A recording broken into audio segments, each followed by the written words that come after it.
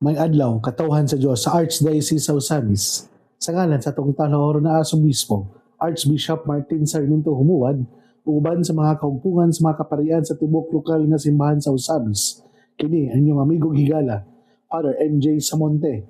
Paghatod og pamalandong inyo karong adlaw karon nga Martes, sulod sa ikatulong semana sa ordinaryong panahon, Enero 28, 2025. Ang ebanghelyo natong pamalandungan karon atong pagkakutloon sa ebanghelyo sumala ni San Marcos. Miabot ang hinahanog ang mga igsoong lalaki ni Jesus didto sila sa gawas sa balay og nagpasugo kabuot silang makikita kaniya. Usa ka pundok sa mga tawo naglingkod dibot kang Jesus ug miingon sila kaniya, ang imong inahanog mga igsoon atuwa sa gawas ug buot sila makikita kanimo. Si Jesus mitubag, kinsa ba ang akong mga inahanog mga igsoon? Unya mitan-aw si Jesus sa mga tawo ug nag-alirong kaniya ug miingon, aniya ang akong inahanog mga igsoon, kay ang mga nagtuman sa bisan unsa nga gisugo sa Dios kaniya mo'y akong mga igsoon ug akong inahan. Mga igsoon, ang ebanghelyo sa Ginoo. Daygon ikaw Kristo. Mayong buntag kanatong tanan adlaw karon nga Martes sulod sa ikatulong semana sa ordinaryong panahon. Ako ang pagtimbaya sa ato ang mahal nga Arsobispo na sa Archbishop Martin Sarmiento Humuad na naghatag din taon og chance kanamong mga kaparian na mosaksi sa gitawag nato og canonical possession and installation of the Most Reverend Ruben C. Labajo, Doctor of Divinity, as the first Bishop of Prosperidad dire sa St. Michael the Archangel Cathedral, Prosperidad, Agusan del Sur. Congratulations and prayerful congratulations to Bishop Ruben C. Labajo as the first Bishop of Prosperidad na diha siya i-install sa St. Michael the Archangel Cathedral, Prosperidad, Agusan del Sur. Kauban ako ang mga kaparian sa Archdiocese of Osamis, labi na ang ato ang mahal nga Arsobispo na mao'y naghatag kanatong kahigayunan na kuigunta niya sa maong spectacular events o installation. Akong pagtimbaya usab sa tuang mga kaigsuonan diha sa Mars MC Hospital na mopahigayon sa ilahang pagsaulog sa Senior Santo Niño nga naa sila'y special nga misa karong January 30 o mopahigayon kita o kanang celebration to the Senior Santo Niño.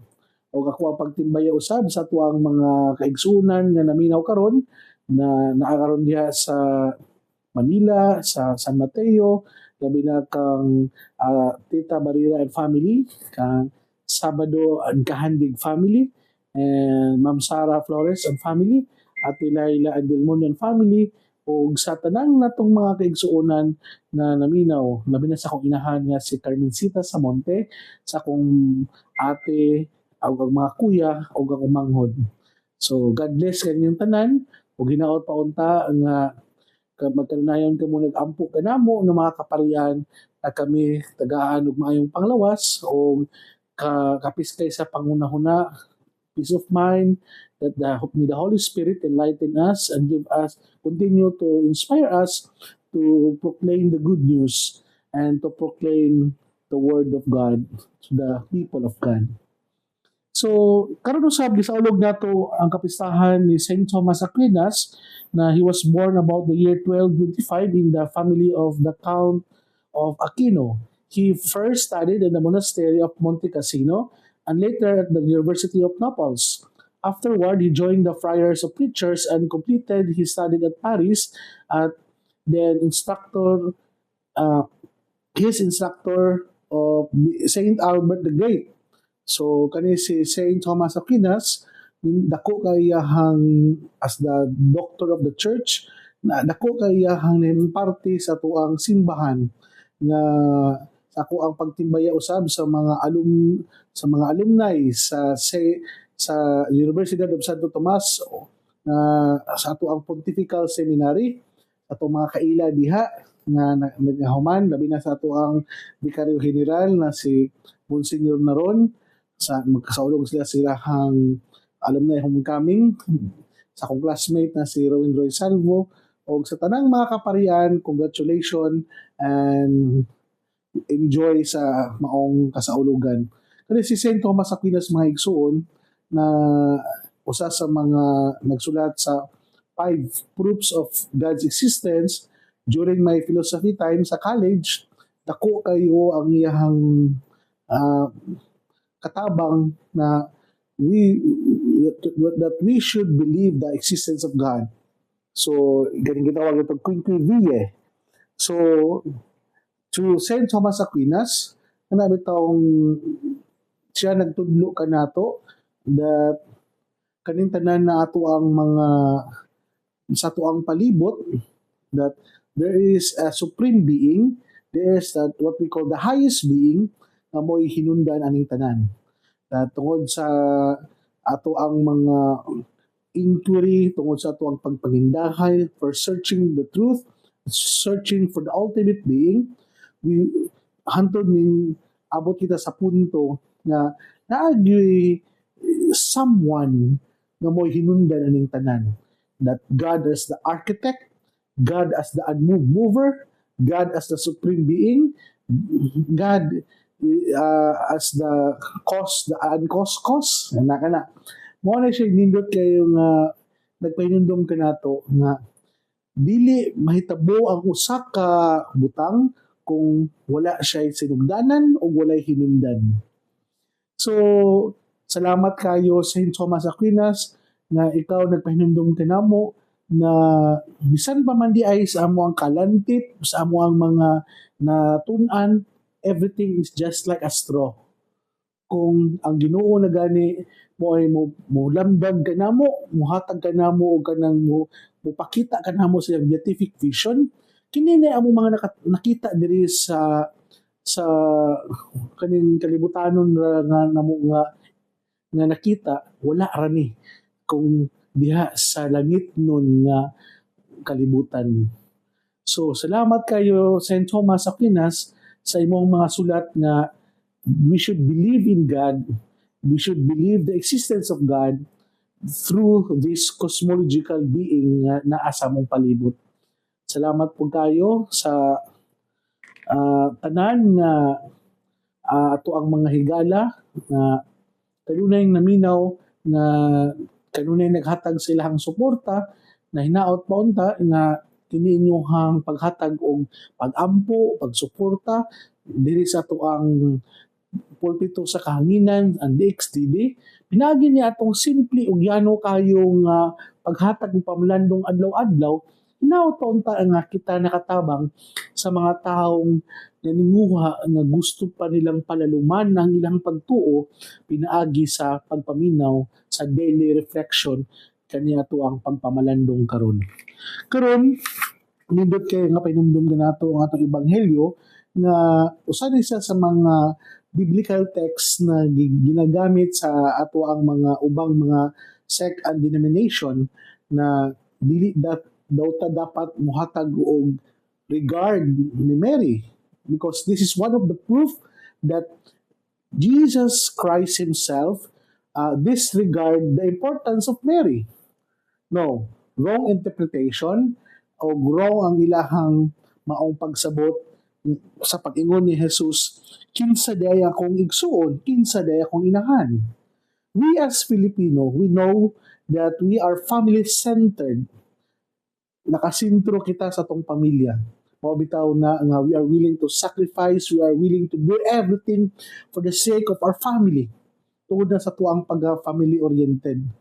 Pero at the other side of the coin, kaniya to ang pag-family centered o pag-family oriented na siya loopholes kay nga naman. Kung willing ta mo sacrifice, willing ta mo antos tungod sa tong pamilya, usahay mao po ni hinungdan nga willing ta mo buhat og dili mao, mo willing ta nga mangawat, mangurap for the sake of our family. Kay gusto man gud nato unahon nga mahimong komportable ang atong pamilya, gusto man gud nato mahimong mahugaway atong pamilya, ug mo hinungdan nga tungod sa atong pagka-family centered o gani ato ang pagka-family oriented, nindot unta siya pero nahimong dili maayo tungod kay na focus naman kay ta sa ato ang biological family, in which Jesus Christ Himself nagpahinumdum kinato ang igsuon kanako ay kadtong mga nagtuman sa kabubuton sa Dios, katong mga naminaw sa pulong sa Ginoo o nagtuman niini. But pasabot, the church, the universal church, na mao'y membro sa maong simbahan, mao'y mga igsuon ni Kristo. Because through the virtue of our baptism, we become an adopted sons and daughter of God, and Jesus Christ is our brother. Nahimo na ito igsuon. Sa ito pa di ay, dili lang tayo kayo mulantaw sa itong mga biological na igsuon ng pamilya.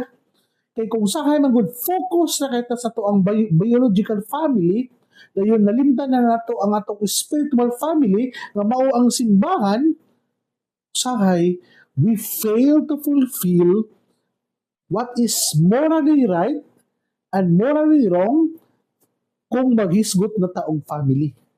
Usahay manggod, we learn to compromise, mabuhat na nato ang dili mao, masayo, willing na ta mabuhat og sayop kung maghisgot na ganita og ato ang biological family.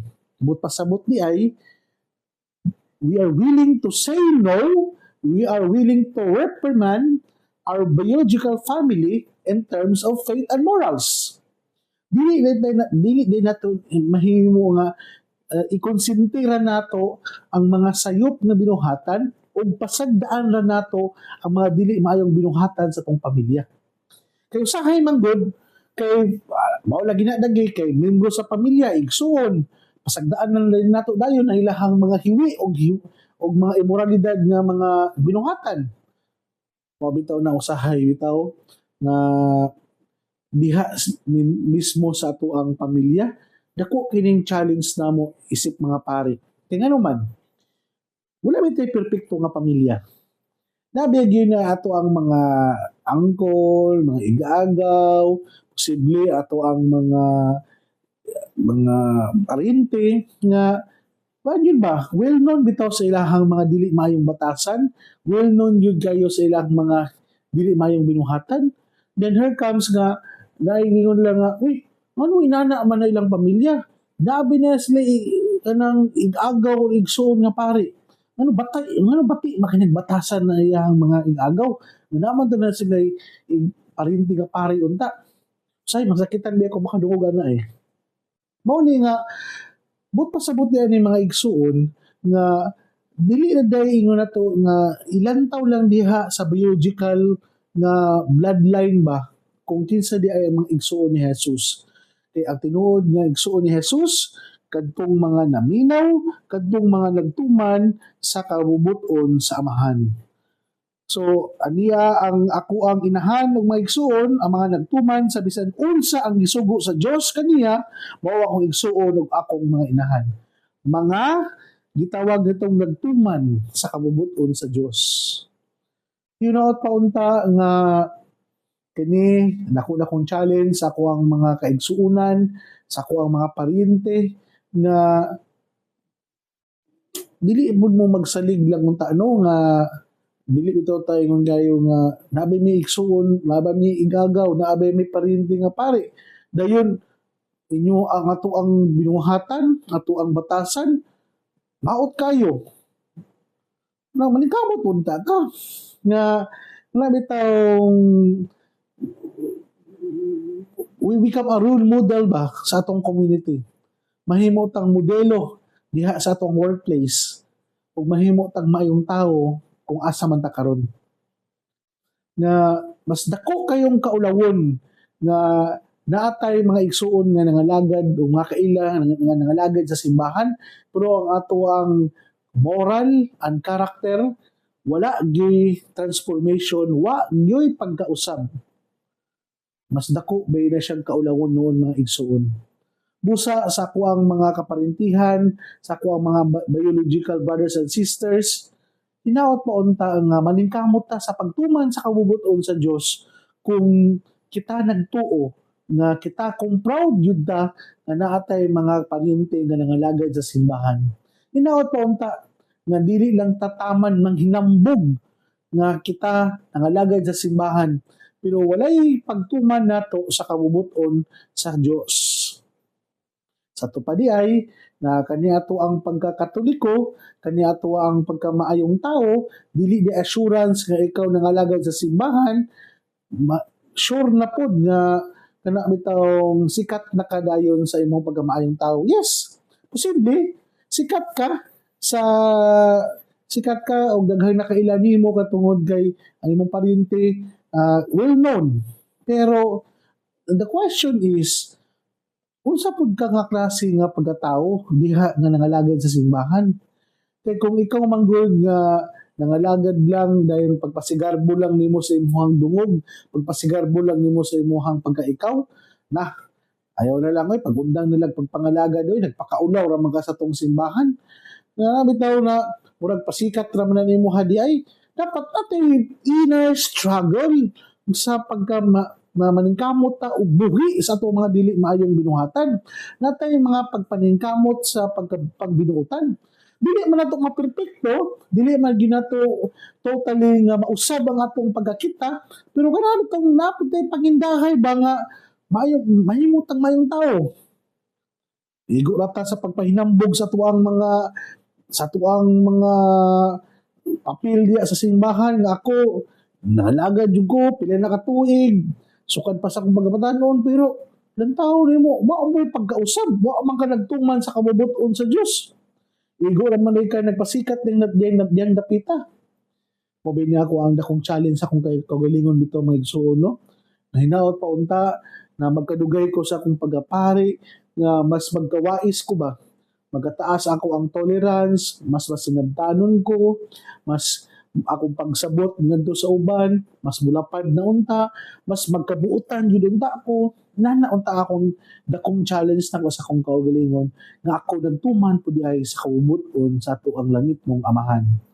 So mga igsoon ko ni Kristo, hinaot pa unta na dili lang nato i-contain ang ato ang panag-igsuunay diha sa ato ang blood relationship, kundi we also consider our spiritual brothers and sisters. How do we treat them o giyon sa pud nato sila pagtatar.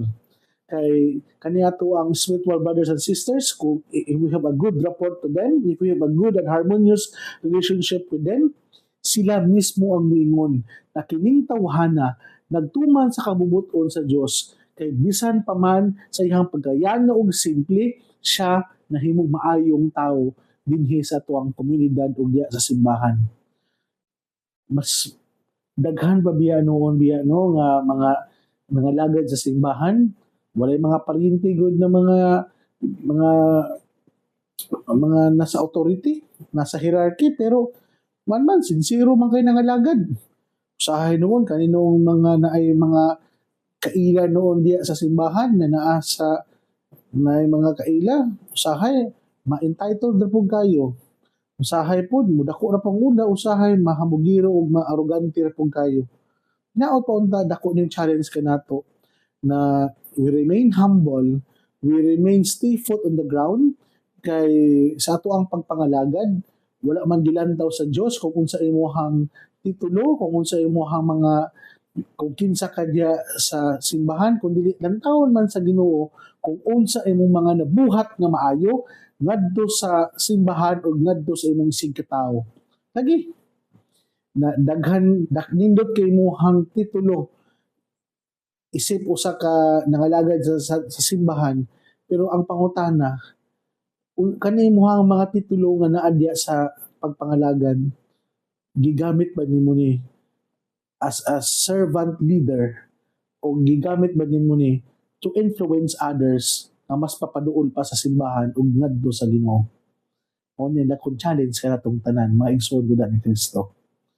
So, congratulations once again sa ato ang First Bishop of Prosperidad Agusan del Sur, si Bishop Ruben Labajo, nga uguban sa mga kaobispuhan nga mintambong karon. Hinaot pa unta nga Bishop Ruben, sa imuhang pagkaunang pastol sa maong simbahan, tudluan nimo og manaon ta kanimo ang balaang espiritu nga ang imuhang pakipaghimamat sa mga tao, dili ilang pinili, dili ilang unta sa pipila, kundi para sa tanan, labi na gatong mga nagtuman sa kabubuton sa samahan. So, maigsuon, dinhi nila kukutob, ayaw ka mong kalimot, na ang pulong sa Dios angay gayud nga pamation, pamalandungan o paningkamutan nga mapuy-an. Ulahan ng tao na nalingkamot pagpuyo sa pulong ni Jesus, sama siya sa kahoy nga gitanong daplin sa sapa, kansi ang dahon dili gayud malaya og timpo sa timbunga, muhatag siya maayong mga bunga.